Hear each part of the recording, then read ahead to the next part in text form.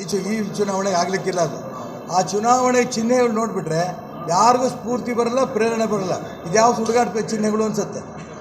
ಅದಕ್ಕೆ ಯಾವುದೇ ಚಿಹ್ನೆ ಬಂದಂಥ ಸಂದರ್ಭದಲ್ಲಿ ಒಳ್ಳೊಳ್ಳೆ ಸಿಂಹ, ಹುಲಿ ಬಿಟ್ಟು ನಾಯಿನರಿ ಇಟ್ಟರೆ ಹಂಗಿದೆ ಪರಿಸ್ಥಿತಿ. ನಾಯಿನರಿ ಇಲ್ಲ ಅಲ್ಲಿ.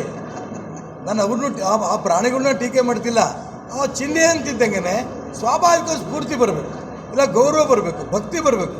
ಆ ಥರದ್ದು ಕಡಿಮೆ ಇದೆ. ಅದನ್ನು ಇಂಥ ಚಿಹ್ನೆಗಳು ಸ್ವಲ್ಪ ಬದಲಾವಣೆ ಮಾಡಿ ಅಂತ ಚುನಾವಣಾ ಆಯೋಗಕ್ಕೂ ನಾನು ಪತ್ರ ಬರೆಯೋನಿದ್ದೇನೆ.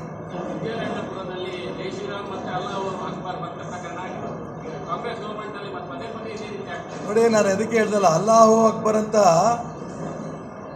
ಇನ್ನೂ ನೇರವಾಗಿ ಕಾಂಗ್ರೆಸ್ನವ್ರು ಹೇಳಿಲ್ಲ ಅಷ್ಟೇ. ಅಲ್ಲಾಹು ಅಕ್ಬರ್ ಅಂತ ಕೂಗೋರಿಗೆ ಸಂಪೂರ್ಣ ರಕ್ಷಣೆ ಕೊಡ್ತಾ ಇದ್ದಾರೆ. ಜೈ ಶ್ರೀರಾಮ್ ಅಂತಂದರೆ ಇವ್ರು ಎದೆ ನಡೆದೋಗುತ್ತೆ ಕಾಂಗ್ರೆಸ್ನವ್ರಿಗೆ. ಹಾಗಾಗಿ ಅಲ್ಲಾಹು ಅಕ್ಬರ್ ಮುಸಲ್ಮಾನರು ಅವ್ರ ಮನೇಲೆ ಏನು ಬೇಕಾದ್ರೂ ಮಾಡಿಕೊಳ್ಳಿ, ಆದರೆ ಇವ್ರು ಹೋಗೋದಕ್ಕೆ ಪುಷ್ಟಿ ಕೊಡೋದು ಇದೆಯಲ್ಲ, ಇದು ರಾಷ್ಟ್ರದ್ರೋಹಿ ಕೆಲಸ.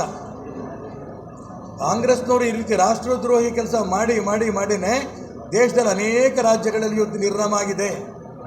ಕರ್ನಾಟಕ ರಾಜ್ಯದಲ್ಲೂ ಕೂಡ ನಿರ್ನಾಮ ಆಗೋ ಸ್ಥಿತಿ ಇತ್ತು.